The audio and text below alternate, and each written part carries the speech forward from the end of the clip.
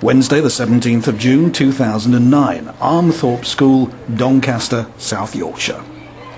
The Anthony Nolan Trust has arrived to talk to older pupils about the need for more people to register as possible bone marrow donors. Jo Buckton from York has had her own personal battle with leukemia, and she's here to tell the students about her experiences.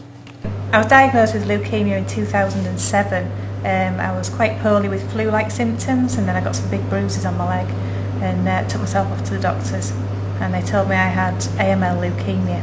It's real-life stories like that of Jo's that help to underline to a new audience of potential donors why it's so important to consider testing for suitability. I had leukemia. I was diagnosed in 2007, and at one point I didn't know whether I would require a bone marrow transplant, and I didn't know if I was going to survive. But with a quick diagnosis, I was told that my chances were very good, and there was a new drug on the market which potentially could save my life. And I'm still taking chemotherapy now, daily, but it's mild chemotherapy, and I'm due to finish my treatment this month. Fingers crossed if my bone marrow results come back clear. So I'm 2 years on, my hair's grown back, and I look slightly different, and I'm not Steve Redgrave. Okay, on your chairs you've all got an envelope that's got a couple of leaflets in. Within the envelope you have a Give Blood leaflet, which there's information in there to register to give blood.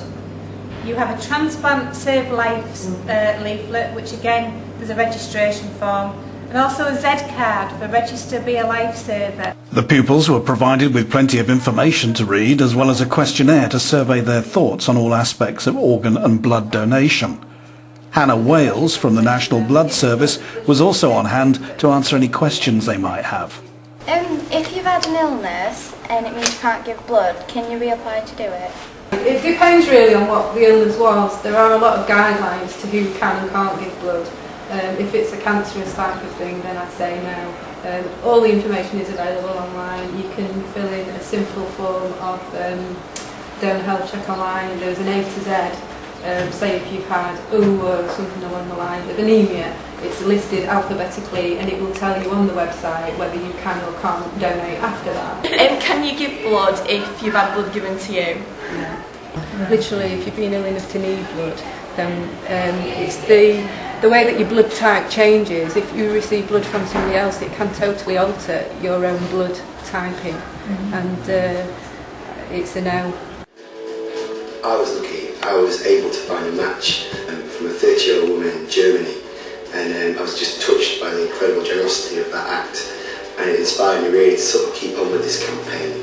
Using a mix of video, computer-generated statistics, personal stories and interaction with the audience, Hannah and Jo talked to the teenagers for over an hour. Afterwards, many stayed on to talk to them, and it was clear that they'd started to think very positively about becoming donors. Well, I got a lot of information from it, and I thought it was really good in the way that they presented it and everything, and it was all really clear. I'm not sure. It gave me a lot of useful information about it, and it's really inspired me to, I think I will be, in fact, to be a donor here.